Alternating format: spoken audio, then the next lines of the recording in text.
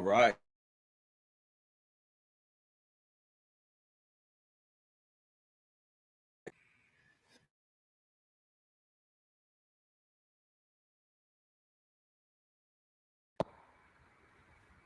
Testing.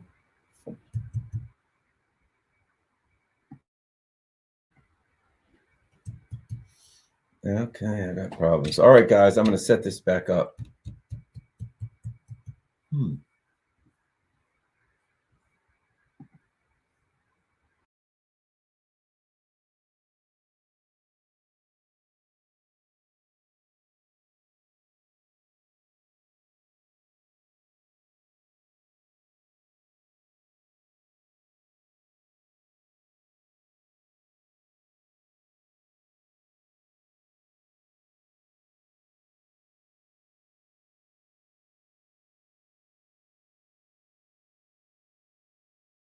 Going. I am on the stream, and this one had a little bit of a bumpy start, but you know what? I got plenty to say. So let us. Uh-oh. I'm working here. This is a tough night for some reason. It's a tough night getting started. Let's talk.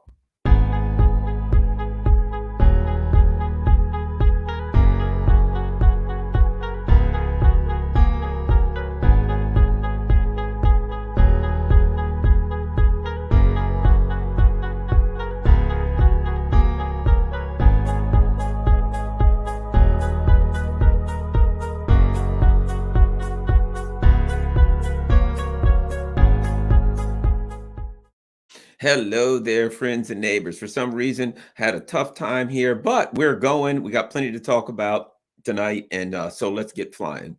The first thing that was on my mind was this. All of a sudden, it's weird, because I tell you why I say that.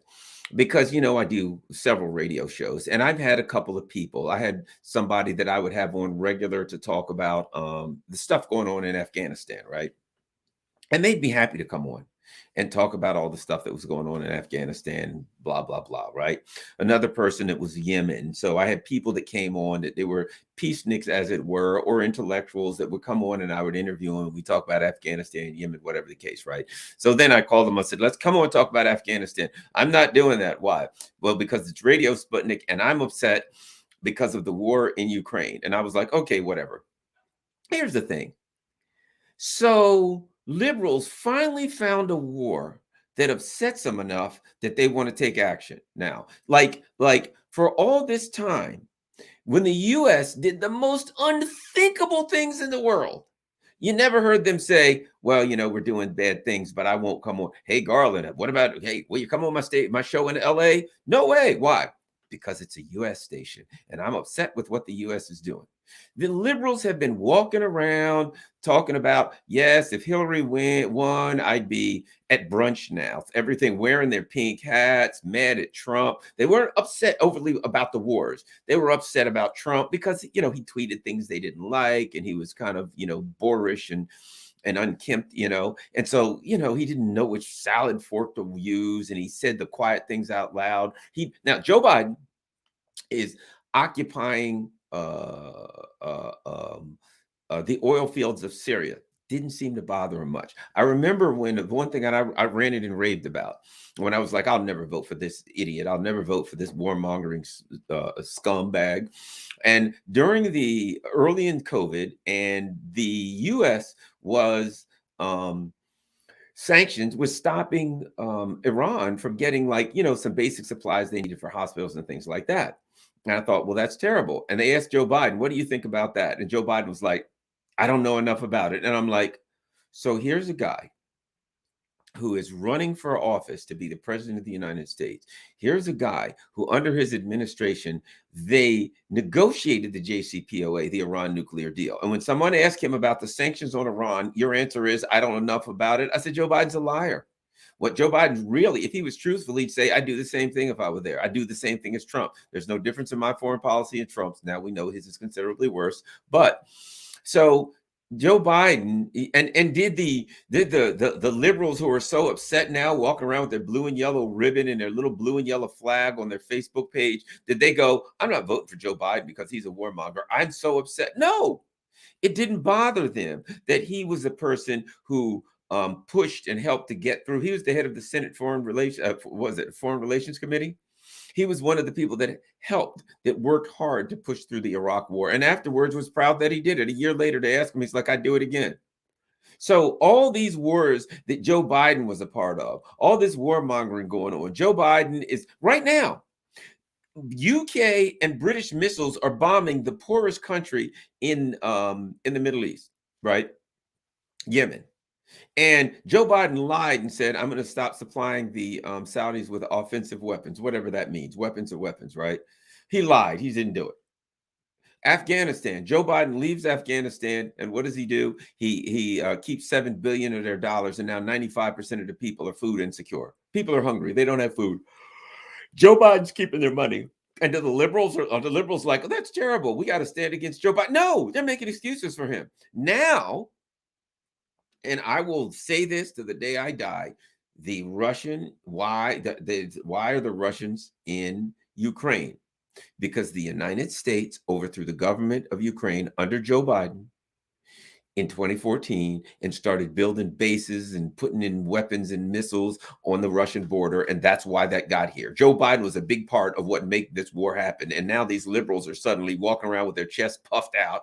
They're upset at everybody because Vladimir Putin's doing this. They're walking around with their stinking blue and yellow ribbons on. And they finally, but here's one thing, they finally found a war that bothers them.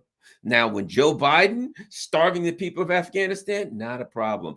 Droning, killing 10 family members as young as 2, things happen. Droning people in Syria, illegally occupying Syria and Iraq, not a problem. He's our guy. He's Joe Biden. Okay. Now this happens in Ukraine. This is unthinkable. Why someone would violate the rules and somebody would violate the integrity of a sovereign country. Well, that's unthinkable. Well, it isn't sovereign for starters. And then as soon as somebody brings up Joe Biden and his son's dirt in Ukraine, they're like, "That's Russian propaganda." What are you talking about? Well, nobody's perfect. The liberals, they're just like the worst hypocrites on earth. And I'm just so done with the liberal class. They're, not that I'll put it like this. I got to say this. If you still think that one of these parties, the Democrats or the Republicans, are looking out for your best interest, I don't know what to say to you at this point. I don't know what to say to you because it just came out. The Hunter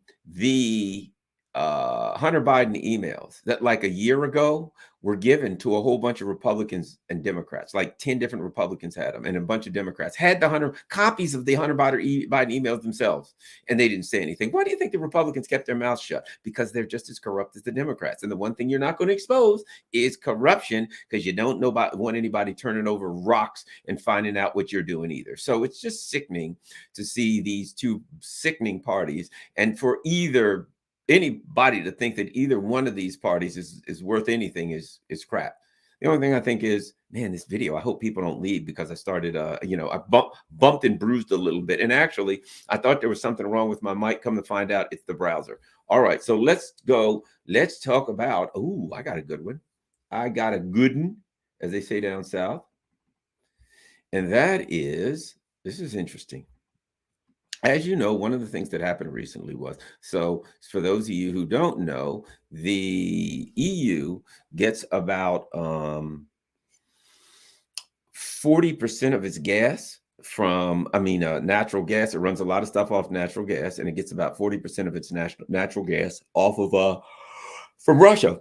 And recently, Russia said, "Look, you got to pay in rubles, or else you get no gas," as of the 31st. And it puts like countries like I think Germany gets like 60% of their gas from Russia. So it put them in a tight situation. If they pay for it in rubles, then that that really screws the sanctions, and the U.S. empire is not going to be happy. Their masters aren't going to be happy. If they don't pay for it in rubles and they don't get gas, then it's over. Their whole economy shuts down. So at any rate, look, what do you know? Vladimir Putin assured his German counterpart that gas contracts wouldn't be affected by the switch to Russian currency. So the bottom line was, here's what happened. Vladimir Putin and Olaf Scholz spoke by phone on Wednesday to discuss Moscow's demand that Berlin pay in Russian gas with rubles. Bottom line is, They talked about it. Uh, and here's the big part of it. Wednesday's call suggests a softening of it. Schultz rejected Putin's gas for rubles demand last week. But Wednesday's call suggests a softening of his position. Here's the bottom line. He initially rejected it for the purposes of public relations. He knows he can't. What is the German chancellor going to do? Just say, nah, we decided not to get any gas anymore. We're going to shut down our industry. We don't need electricity anymore. We're going to run around and we'll live in caves like they did, 10,000 years ago and beat each other over the head. Practice these words, ugh, because that's the kind of things you'll be grunting to each other in some prehistoric language. If you don't buy that gas, pal, because you ain't gonna have no electricity, you ain't gonna have no internet. So, according to Berlin, Putin told Schultz the payments could still be made in euros or dollars to Russia's government. Gazprom Bank, which is not subject to EU sanctions, Gazprom would then convert the payment into rubles. So the bottom line is this. Here's what I think. A couple of things. And that is part of it was a brushback by Russia to remind the Europeans that don't mess with us, don't make us mad, and we got aces. We can play them anytime we want. Right. It was a brushback. It was a brushback pitch, chin music, as they call it in baseball, when somebody throws the high, hard one right under your chin, back up off the plate. So it was a reminder by the Russians that, look, we got some aces that we can play. And so you better think twice before you push us too far, because we'll shut your gas down and we can do it. And it was also, it was a number of things. And I think that the Russians are going to put pressure. Here's the bottom line. Since this is clearly an economic war, what the Russians want to do is they don't want to go head to head with the US in the economic war. They'd rather break their coalition up. And the weak link is the EU, and the weakest link is Germany. And so I think they want to put the pressure on Germany and remind Germany, you don't screw with us. Because if we shut your gas off, your civilian population is going to go apeshit. And guess what's going to happen? You're going to be out of office quickly. It's parliamentary system. Although there are some protections, it's not as easy in Germany to just a vote of no confidence and get rid of the prime minister and hold new elections. It is doable. So it was a reminder to them that we can hit you if we want to. So that's interesting. Another thing I think is interesting. Here's another story. And Joe Biden just passed a law. Now, how hypocritical is this? You're going to love this. You're going to love this. The insulting Biden law against corruption in Haiti. So Joe Biden just passed the law March 15th. He signed it. Asked the Department of State to make an assessment of acts of major corruption committed by the public and private sectors in Haiti. Right?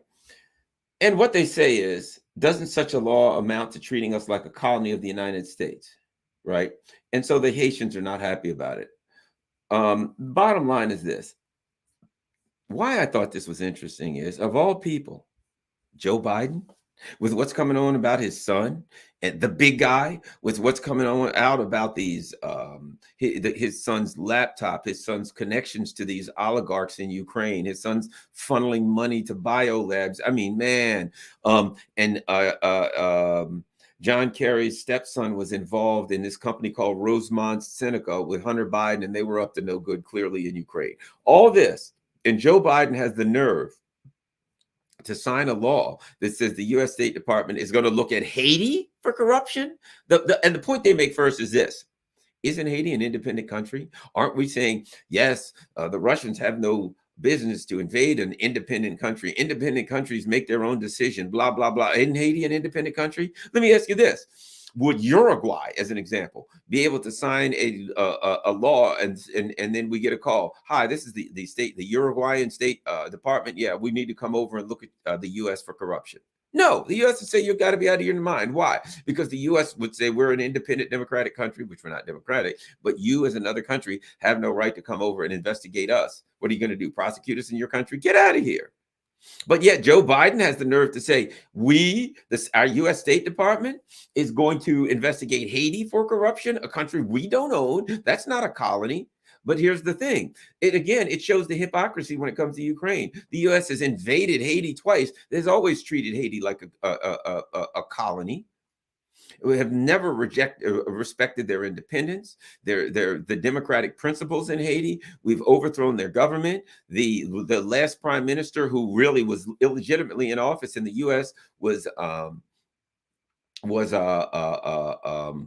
propping him up. Next thing you know, he gets assassinated, and the assassins. This we find the assassination was run out of Florida. Can you imagine if Biden got assassinated and we found out the assassination was run out of St. Petersburg or Beijing or Tehran? So come on.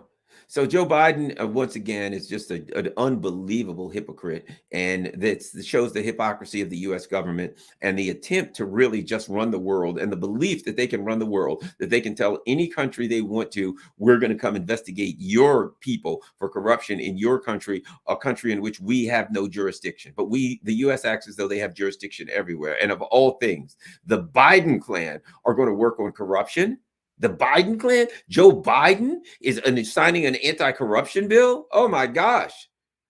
All right, so let's move forward. And next thing you know, I mean, that's like Cheech and Chong signing an anti-weed bill. Yes, we've got to stop no possession of marijuana. And if someone's possessing marijuana, it will be seized and we will burn it one joint at a time. That's what Cheech and Chong would do.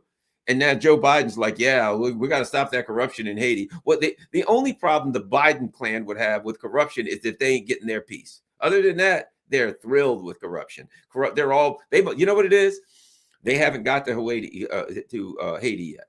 I guarantee you right now, Hunter Biden's on a plane heading for Port-au-Prince. He's like, wait, hey, we've got a problem, Hunter.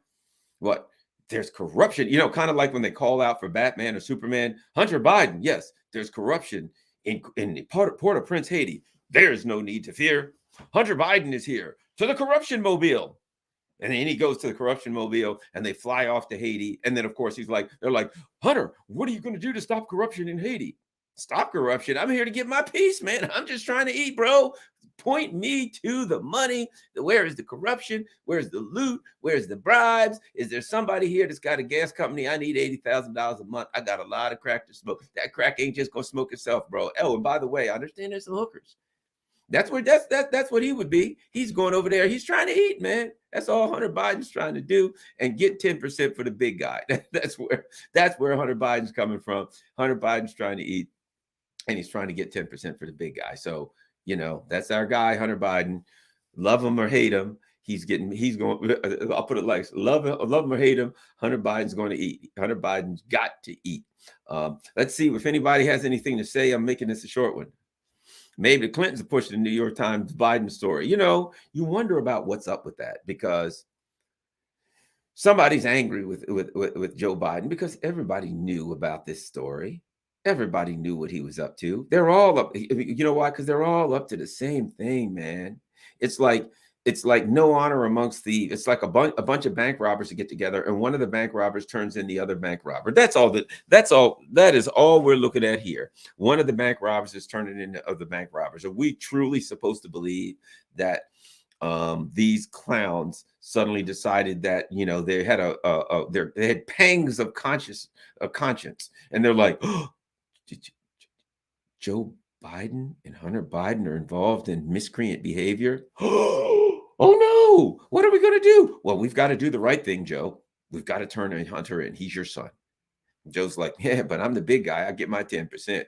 So the bottom line is, that's the big deal. And you know what cracks me up about it? If you go on Twitter and you tweet it, I'm sure some of them are bots, but there are people online who are just Democratic, or same with Republican Party, but they're the brainwashed cult. And no matter what you put up about, you ever notice this? No matter what you put out up about Joe Biden, somebody somewhere in there is going to put up like a Trump meme, as if that's like, when it comes to the brainwashed cults, it's like, that's what you put up. Hey, look at this. Here's a picture of Joe Biden murdering somebody. Here's a picture of Trump.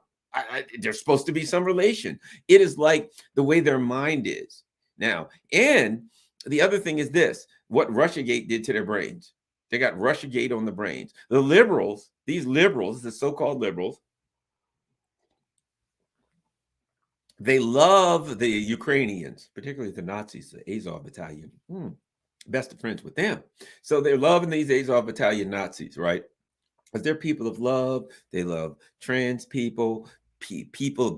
They even come up words with like BIPOC, Black or Indigenous people of color. They got acronyms. Man, they're nothing but love until you mention until you mention the Russians, and all of a sudden they turn into the KKK of Russianness.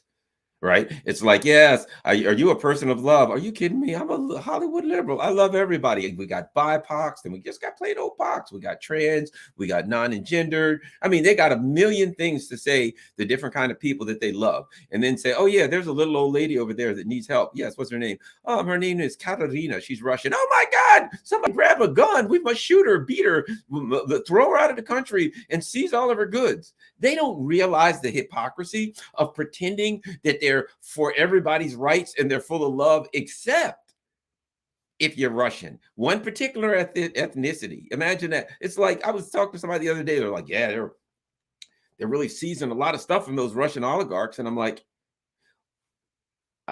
call me, I'm no I'm a far lefty. You'll never see me standing up for like, hey, let's stand up for the billionaires. No. However, that being said, I believe in due process. I believe in rule of law, right? I believe that if you're going to take somebody's property, in the law, there are times when the government can seize your property that we don't even want to get into asset forfeiture and seizure laws. I've been trained in that, in fact, and it's horrible. But at any rate, I'm talking about the way it should be. You've done something, you've gotten ill-gotten gains. The court, they ideally, the way it would work is the government could go to court and they could show that you murdered Garland. Somebody gave you $100,000. You bought that car with your $100,000. The government's going to seize that. It was bought with ill-gotten gains. Okay, but for the so-called Russian oligarchs, all they got to be is Russian. And the liberals are not like, shouldn't these people have some kind of due process? They haven't been accused of a crime, or the horrible crime of being Russian now. And once you go down that line, where does it stop? Now it's, well, Garland's got a YouTube show and he says things that people don't like. We're taking his car, we're taking his house, we're locking up his bank account. Oh, what do you know? Garland donated $25 to some truckers in Ottawa. Oh, we're going to seize his bank account. Remember that? So this idea that the liberal class has now, that they celebrate the abdication of people's rights under due process and the government's duty to give people an opportunity to plead their case. If you're going to take somebody's $500, okay, he's got a $500 million super yacht. I'm not thrilled with that. But if he's got it and you're going to take it, what's the difference than that in my $5 cup? Bottom line is, if the government's going to take it, the government should be willing to go to court and state its case. Garland got that case. Garland got that cup illegally, therefore we're seizing it. It's illegal. It's ill-gotten gains. It's contraband, whatever you want to call it. Not just, hey, a black guy did something and we don't like him, so let's take all the Garland shit. Because that's basically it. Hey, a Russian guy did something. What are you going to do now? Well, there's Russians around. Let's take their stuff. They're Russian. He's Russian. Everybody's Russian. We hate Russians. We're rushing to take their stuff. And liberals, for some reason, think that's a good idea. They're celebrating it. They're high-fiving. You see Joe Biden, he's on the case. Really, what's he doing? He's taking Russian oligarch stuff. Really, what about the Koch brothers, Jeff Bezos, Bill Gates? Should he take their stuff? Why, certainly not. Why? Because they ain't Russian. This is about ethnicity. Now we're coming for the Russians. Next time it'll be you. But this time it's the Russians. I got a problem with that because I believe in rule of law as opposed to this is what think about what we're talking about too.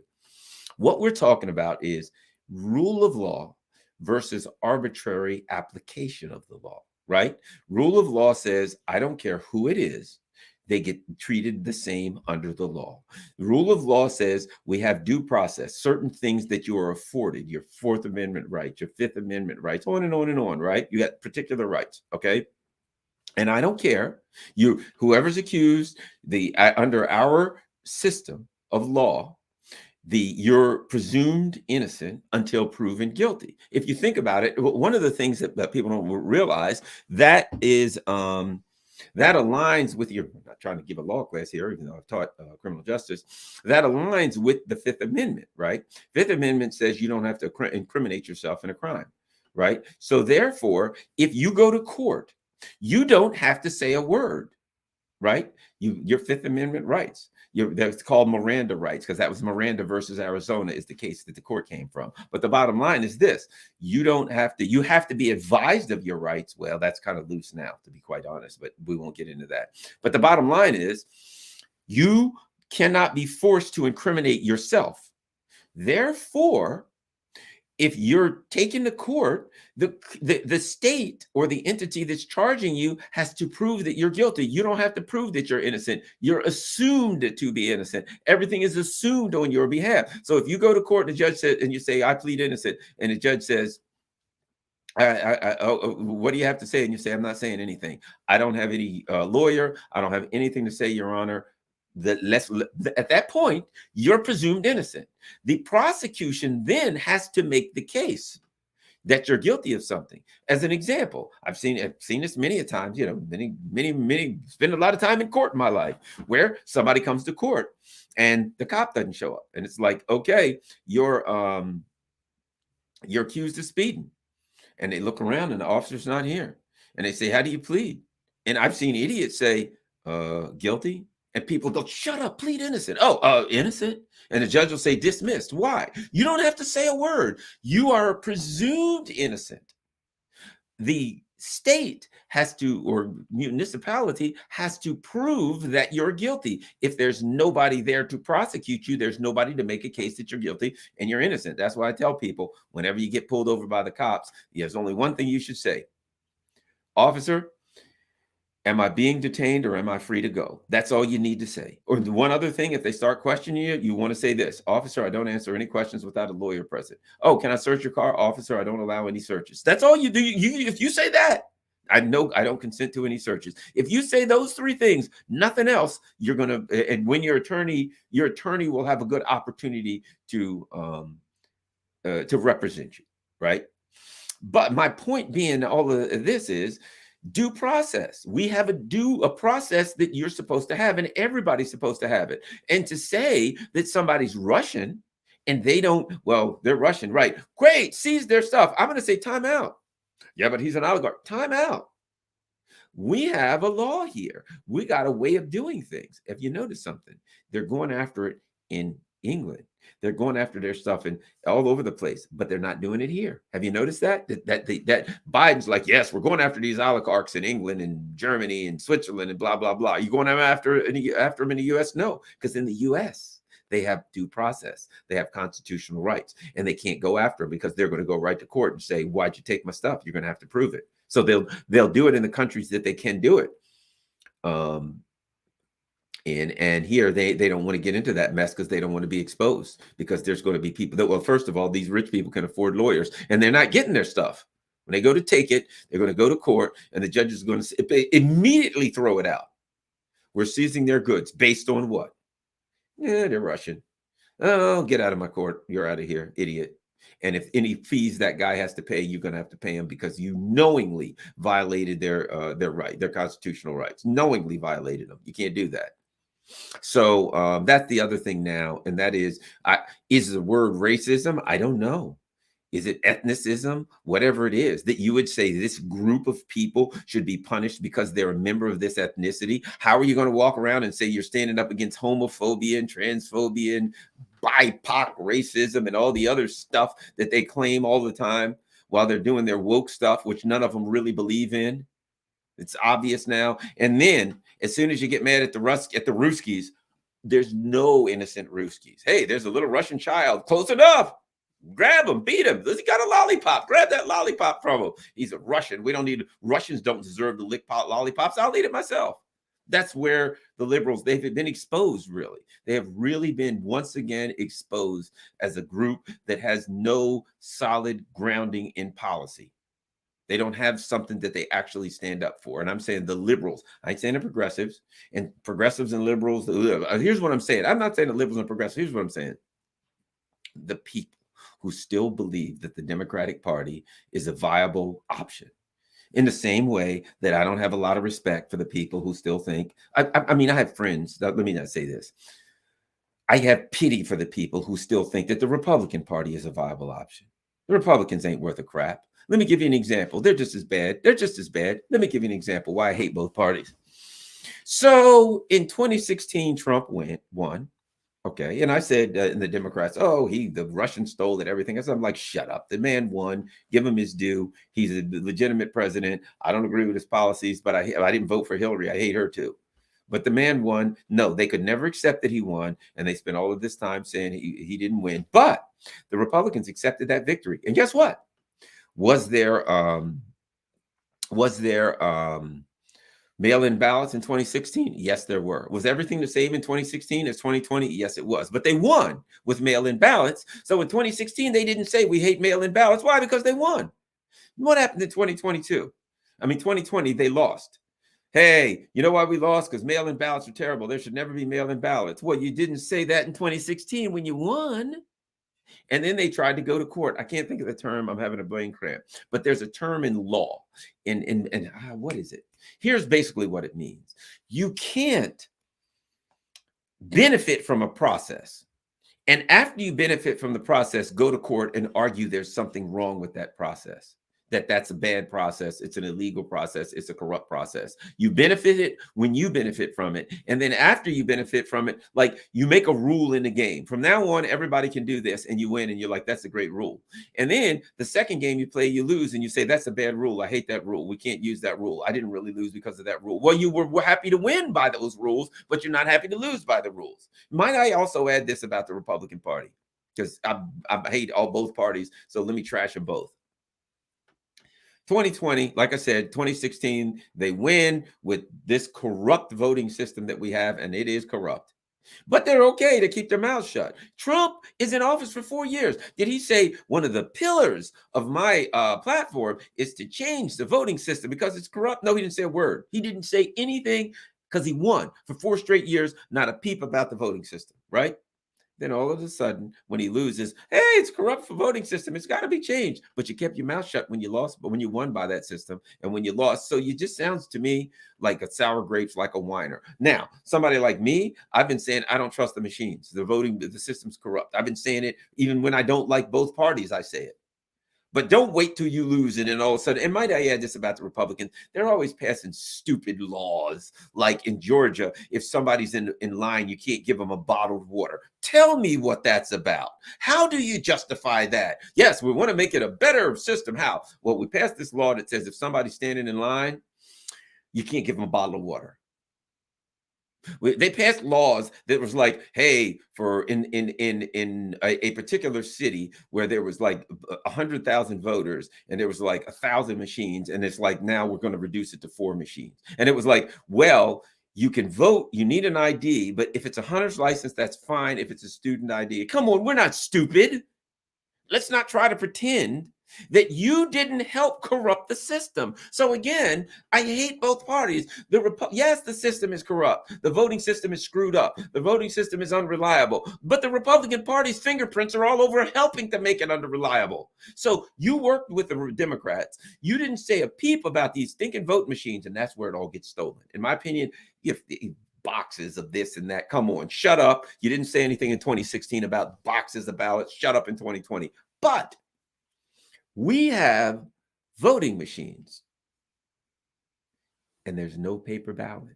Might I ask Tim Canova, might I add this? Tim Canova in I think it was the 2020 or 2016. It might have been the 2016 primaries against Debbie Wasserman Schultz.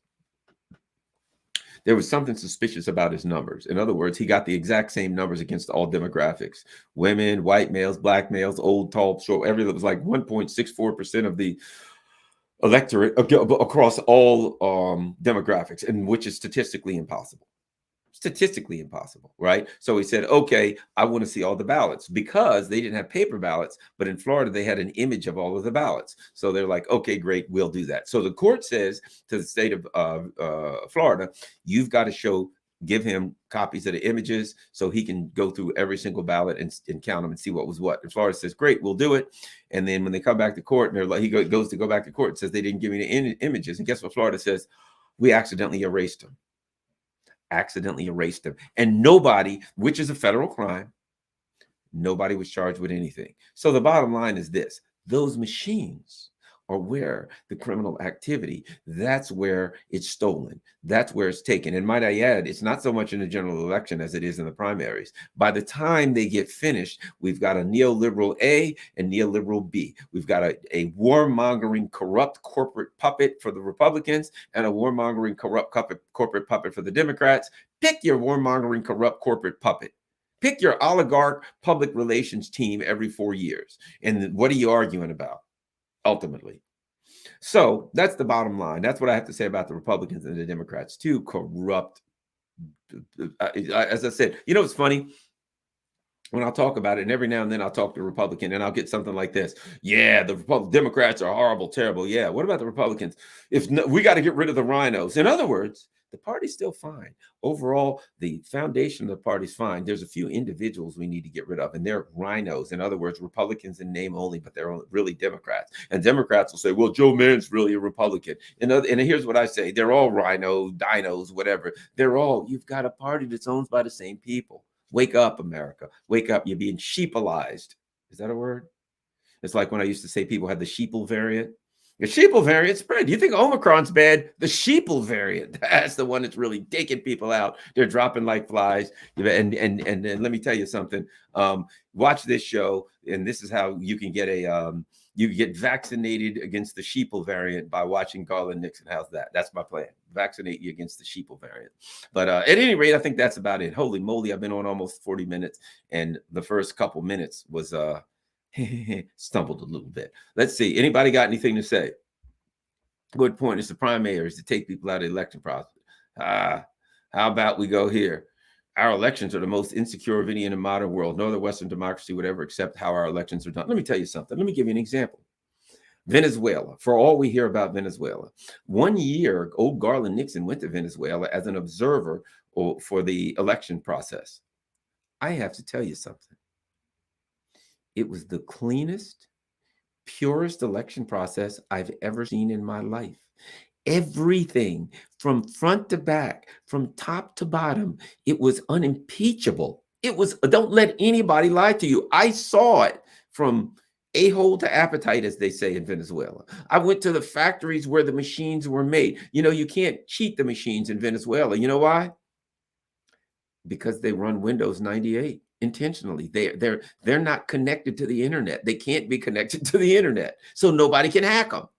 In Venezuela, every single person, when you turn 14, you get a government ID with your thumbprint on it. Everybody gets that, no charge. When you go to the voting booth, they got a little machine.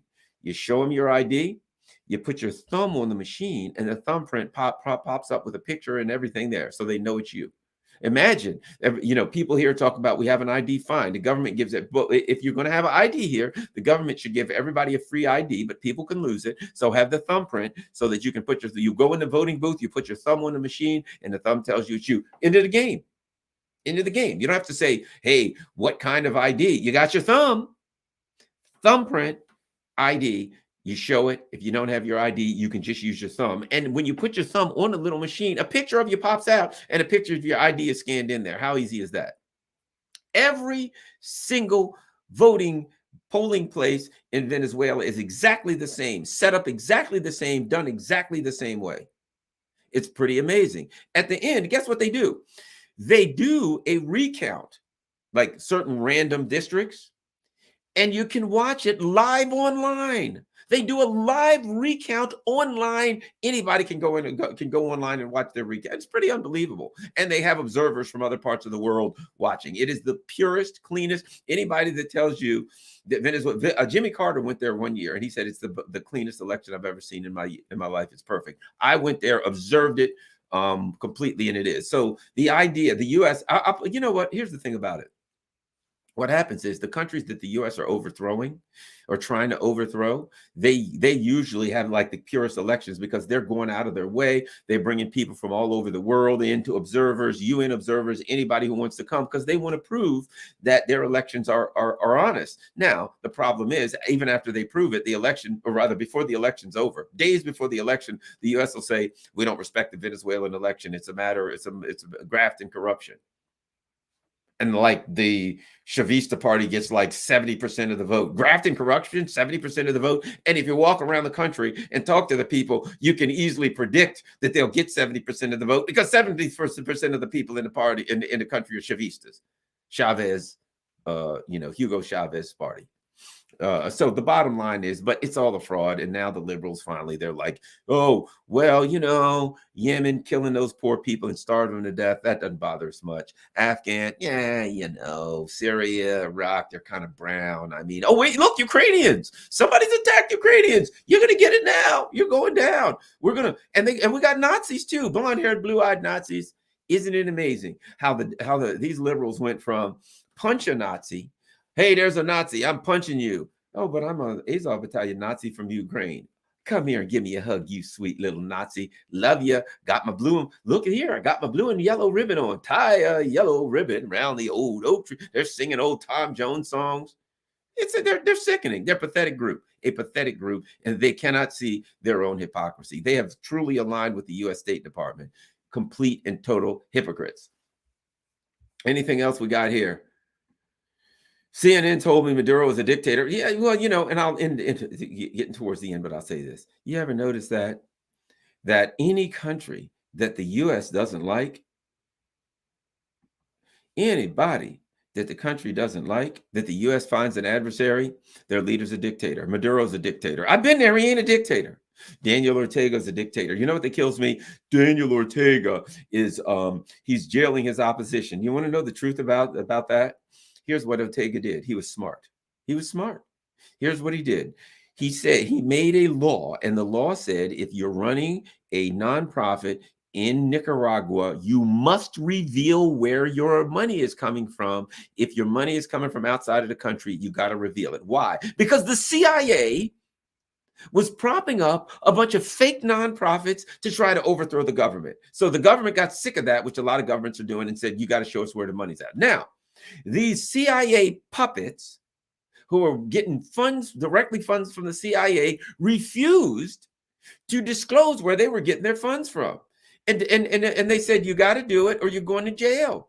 No, we're not going to do it. Ortega locked them up, and he should have. Can you imagine in the U.S.? You're running a nonprofit and it's funded by China, Russia, Iran, whatever, some country that the U.S. State Department hates. And the government comes to you and says, you have to disclose where you're getting your money from. And you say, no, I'm not telling you. We got a sheet right here. You got to fill it out. Well, no, they're not telling you. They're locking you up.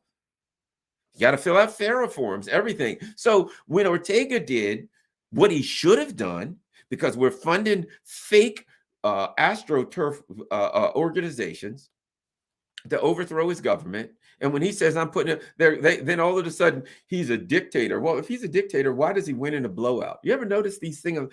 Here's the things, two things I've noticed about these dictators in these other countries. The people love them and they always win in a blowout.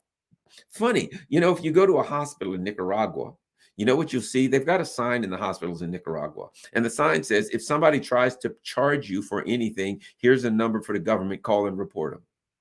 Imagine that. Imagine a horrible dictator that the people hate.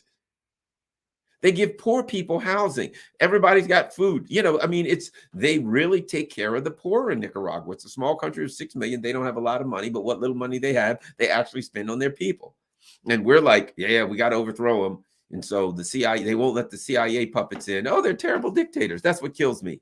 It never fails. Any country, I'm guaranteeing you this. You're not going to find a country that the U.S. doesn't say their leader is dictator, that they don't have an approval, the dictator doesn't have an approval rating at 60% or higher. That ain't happening. And what's Joe Biden's now? First of all, what difference does it make? He don't know. You could tell Joe Biden his approval rating is 100. You could tell him it's 0.001. Look at this guy. Look at this guy. Joe Biden and Kamala Harris are humiliating and embarrassing our country. They said Trump embarrassed our country, which to me, George W. Bush, Trump, I mean, don't get me wrong. Obama, it was all empire and they're all doing terrible things and they're murdering people all over the world with drones and everything else. I'm not trying to say I'm an Obama fan, but I'm just saying George W. Bush was no scholar, okay? Trump was rough around the edges, but he told the truth. They hated him because he would tell the truth in times where areas where you weren't supposed to tell the truth. But Biden is a humiliation. He's a doddering old fool. And that's not to say because of his age, because, my mentor, Paul Robeson Jr., and when I met him, he was in his late 70s, up around 80. And the guy was brilliant. He was a brilliant mind in his late 70s, absolutely of brilliant mind. I mean, a genius. I love talking to him for years, right? So it's not that he's his age that he's close to 80, because there are a lot of people that are sharp at that age, but there's some people that hit 70 and 72 and they lose it. I understand he's had a couple of aneurysms. He's had some brain surgeries. Fact of the matter is, Joe Biden, I saw a picture of him eating pizza with some troops while he was in Poland. He looked like a sloth. He's like, his hand was moving so slow. I'm like, for God's sake, is he ever going to get the pizza in his mouth? It was an embarrassment. And here's the thing about it. Sadly, not an embarrassment that he's old, not an embarrassment that he's having problems. No, I'm going to get old. We all have our problems. But that we're putting him forth like he's some kind of great American leader who's in charge of things. He ain't in charge of things. You don't even know what the hell's going on. And he's got some issues. And ultimately, he makes a fool out of all of us. And the only person more lost, the only person in Washington, D.C. that's more lost than Joe Biden is Kamala Harris. And she don't have an excuse. My God, man. I mean, they're embarrassing us. They demonstrate that the United States empire is circling the drain. When Joe Biden and Kamala Harris are in charge, when that's the best you can do, your empire has already crashed. It's not crashing, it's already crashed. You look at those, you got those people at the wheel, and jump out of the car. If you look at either one of those is driving, try to get them to slow down enough, open the back door and dive and roll for it. That's your best bet, because you'll be injured. If you can get them down to maybe 15 miles an hour, you'll be injured, you'll be hurt, you could technically be killed. But if you ride in a car with either one of these clowns, it's freaking suicide. So as far as I'm concerned, we look like idiots because we're ruled by idiots. And what about Tony Blinken? How about this guy? You want to talk about a stinking sociopath? Hey, this guy's face has all of the emotional range of a portrait. You ever seen a smile? I imagine Tony Blinken would smile if a lot of people died. Hey, Tony Blinken, he's like this. I mean, Mr. Classic Sociopath, brother. He's got those dead shark eyes. Hey, Tony Blinken, would you like to smile? I am smiling. Hey, Tony, guess what? There was just a terrible thing happened. I think a bomb dropped and killed 20 kids. Really? 20 kids? Oh, man. Hey, somebody bring me a drink. It's time to celebrate. That's Tony Blinken, Mr. Psychopath. Victoria Nuland, hello. Like they started a war in Ukraine where a country's getting ravaged and torn to shreds. They started this war intentionally, and now they're trying to keep it going. And Nuland and Blinken are celebrating. Think about this. When Joe Biden brought in Dick Cheney's assistant, Victoria Nuland, you couldn't really see who couldn't look at the people that Joe Biden was bringing into his cabinet, in these sociopaths and psychopaths like Tony Blinken. And I mean, literally sick-minded people that he's bringing those people in his cabinet. Who couldn't see that things were going to go terribly and horribly wrong? I remember I was doing a radio show on I'm a lefty, but I end up on conservative shows all the time. The year was 2000. I was doing a show on WCBM 680 in Baltimore. It was a conservative show, and I would go on and I would, debate with the conservatives during the election. And I remember they're talking about, yes, the adults in the room, or blah blah blah. They called George W. Bush's foreign policy team the Dream Team, and I remember saying, no, they're the Nightmare Team. I remember saying, Paul Wolfowitz, Richard Pearl, Adelman. Oh my God! I said, let me tell you, when those people come together, a whole lot of people are going to die. A lot of people are going to die. And they were like, oh, Garland, how can you say? I'm saying, do you know the kind of psychopaths we're putting in? And guess what? A few years later, we're invading Iraq. 1 million people died. We're invading Afghanistan. Then Wesley Clark comes out and says the Pentagon had a paper where they were going to invade like 5 countries in 7 years, including and ending up with Iran, Syria, Afghanistan. I mean, on and on and on. These people were insane. And, so they were, bottom line is they were our version of the Azov battalion. They were going to overthrow the world and cause murder and war and strife from one end of this planet to the other. Well, guess what? They're back. That's Victoria Nuland. That's Michelle Flournoy. That's Anthony Blinken and Jake Sullivan. The psychopaths have returned, and they are wreaking a path of destruction. And part of the path of destruction that we're going to get from them will surely be economic destruction. They've already wiped out the idiot Europeans. The leaders are getting what they deserve. The people do not deserve what they're getting. But, they voted these suckers in, and did they really have an option? I don't know. But the European economy is wiped out. It's over. It's done. There ain't no saving it. So they're going to be, the Europeans are going to be wandering around grazing like cattle, hoping for some wild onion soup made from rain with melting snow for water. They're done. That's over. They're going to look back to this time and say, my God, what have you done to us? What fresh hell have you wreaked upon us? That's what they're going to say for these idiots doing these sanctions. And you know what, in the U.S., the psychopaths have done the same to us. They've killed the dollar. Killed it. They might as well took the dollar out, put a gun between its heads, and repeatedly pulled the trigger. They treated the dollar like the Azov battalion treats innocent civilians, tortured it, beat it, and ultimately murdered it, cut its throat. So we're going to suffer. And I would say this to those who think the Democrats and Republicans are going to save them: you get what you deserve. A nation of sheep begets a government of wolves. And it's sad because the other part is that I say that, and maybe I'm a mean guy, I don't know. But Avril Haines, oh God, heaven, we're toast. But the other side of it is I feel sorry for the American people for this reason. What are they to do?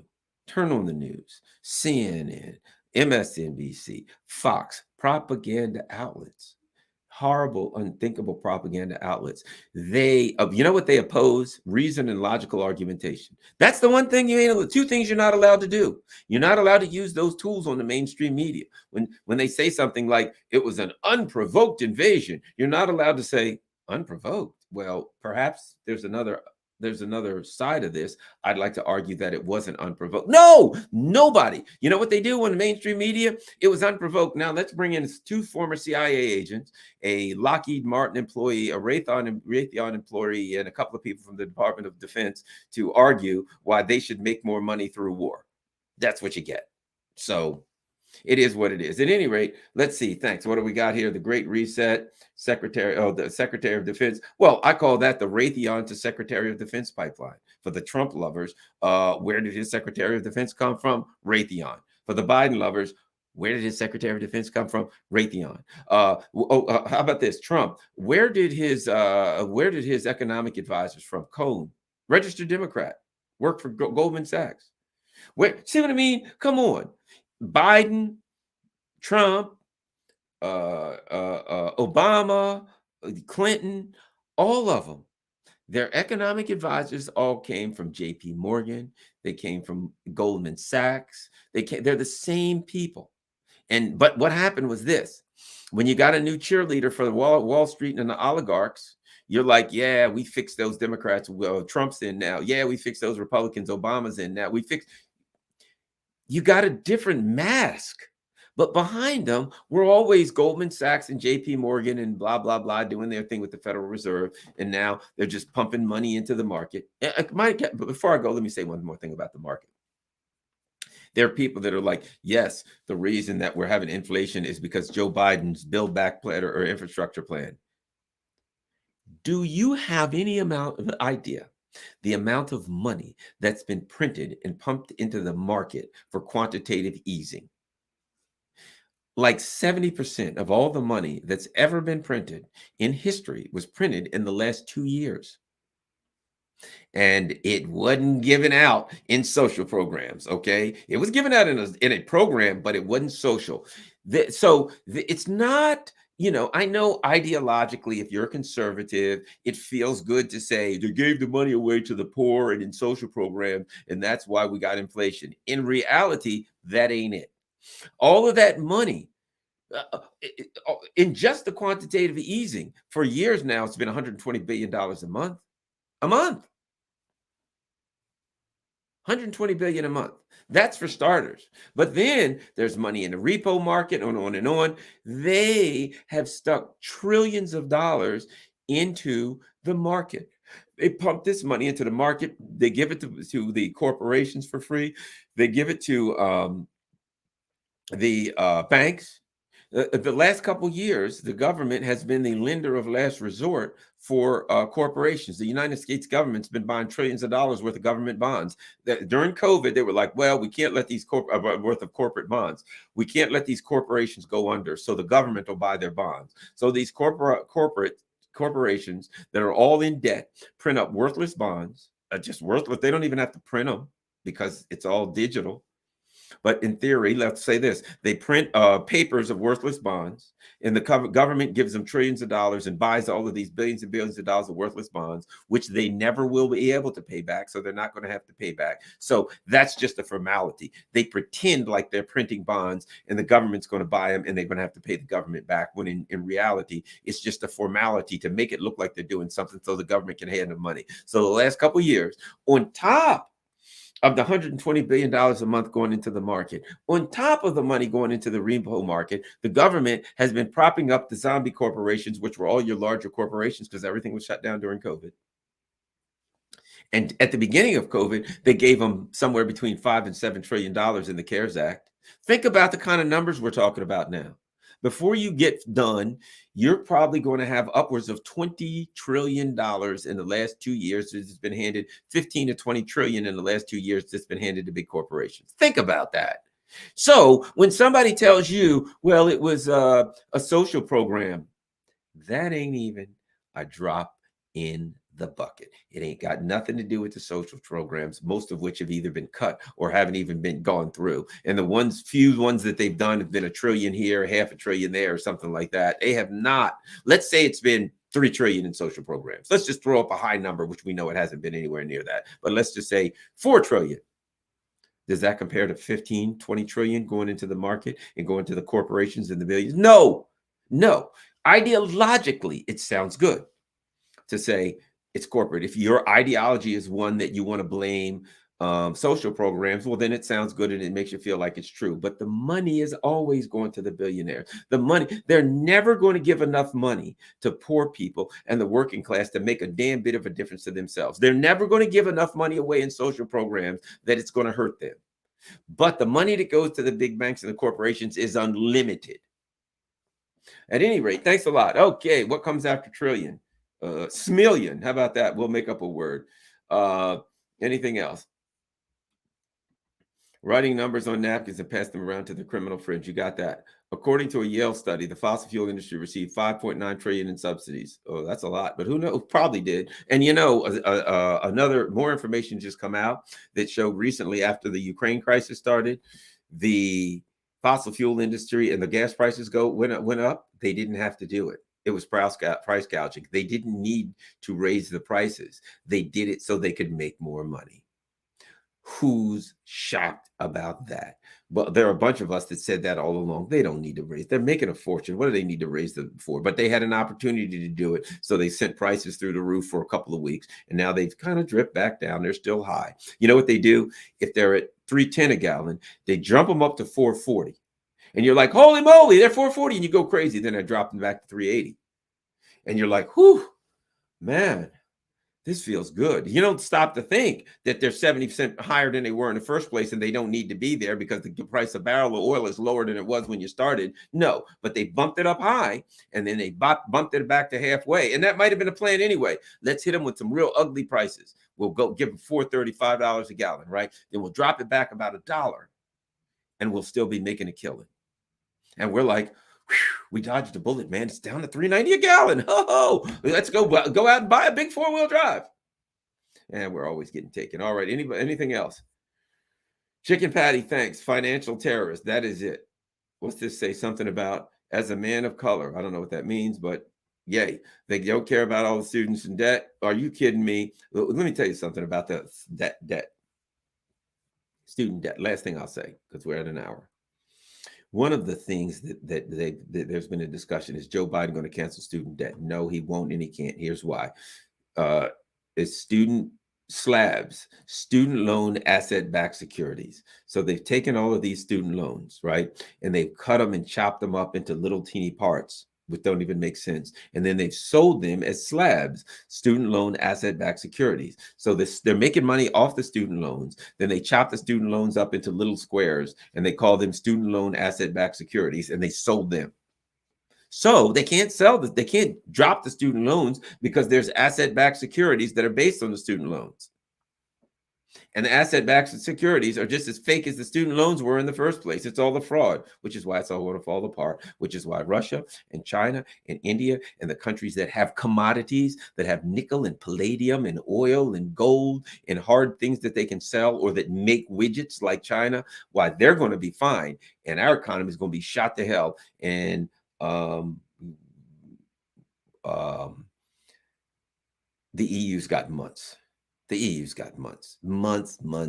Those people are going to be living off of shoe soup, buddy. They're going to be making They're going to be making soup from the sole of an old shoe in no time flat. They'll be wearing barrels with suspenders on it. The people of Europe are so screwed.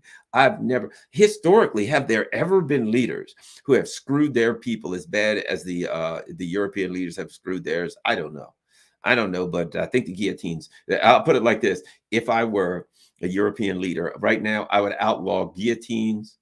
I would outlaw, how like you can't go online if you they find you searching for bomb making stuff or something, somebody will come knock on your door. If I was a European leader, I'd do that right now. I'd go to Google and I'd say, look, we got to block anything to do with guillotines, making guillotines, buying guillotines, not even fake rubber guillotines. You know why? Because in a couple months, you probably ain't going to want to see anything that looks like a guillotine if you're a leader in Europe. Once the people wake up and they're like, well, let's see, we don't have bread and gas is $5 a liter. And my house is cold because I can't even afford natural gas. And what am I going to cook my food on? And they're going to wake up and they're going to look at their leaders and say, what was this about? You mean to tell me all we had to do was give Russia a letter that said, Ukraine will never join NATO. Ukraine will be a neutral country, and we're taking all of our bases out of Ukraine. That's all we had to do. Just that. There wouldn't have been a war, and I wouldn't be living off of wild onion soup right now made from the melted snow water. That's all we had to do. Was it at some point they're going to ask their leaders, was that worth it? Was it really worth it? And where's the United States today? Where are they delivering us aid? They're preying off of us economically. At some point, the questions are going to be asked. They will be asked.